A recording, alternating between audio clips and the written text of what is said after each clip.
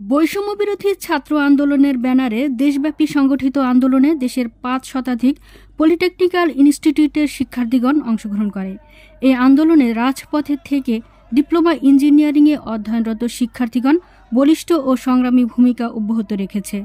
বৈষম্য বিরোধী ছাত্র জনতার আন্দোলনে অংশগ্রহণ করতে গিয়ে বিভিন্ন পলিটেকনিক্যাল ইনস্টিটিউটের ছাত্রছাত্রীগণ মারাত্মকভাবে আহত ও পঙ্গুত্ব বরণ করেছে।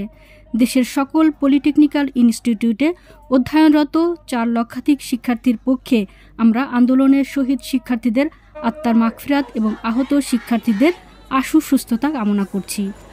আমাদের ছাত্রদেরকে নিয়ে কিভাবে এক একজন এক এক স্বার্থে ব্যবহার করেছে, প্রত্যেকটা রাজনৈতিক ছাত্র সংগঠনগুলো আমাদেরকে তাদের কাজে আমাদেরকে ব্যবহার করেছে।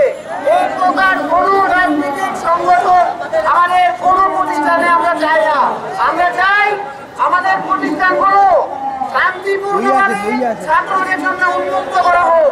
বাংলাদেশের কোন পলিটেকনিক এবং ডিপ্লোমা ইঞ্জিনিয়ারিং হবে সাধারণ শিক্ষার্থীদের অংশগ্রহণে প্রকাশক পরিচালনার জন্য শীঘ্রই সকল পলিটেকনিক ইনস্টিটিউটের শিক্ষার্থীদের অংশগ্রহণে কেন্দ্রীয় কমিটি গঠন সরকার ও আইডিবিকে সর্বাত্মক সহযোগিতা করতে হবে।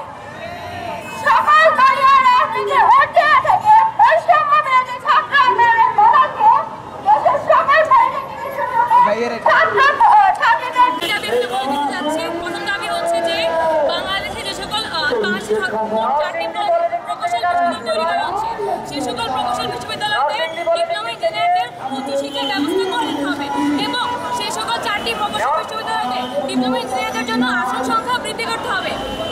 উল্লেখ্য, আইডিবির দর্শনকে সামনে রেখে বর্তমান প্রেক্ষাপটে বৈষম্য বিরোধী ছাত্র আন্দোলন diploma engineering unit diploma engineering শিক্ষার্থীদের অগ্রাধিকার সংরক্ষণে 22 দফা দাবিতে কার্যক্রম পরিচালনা করছে।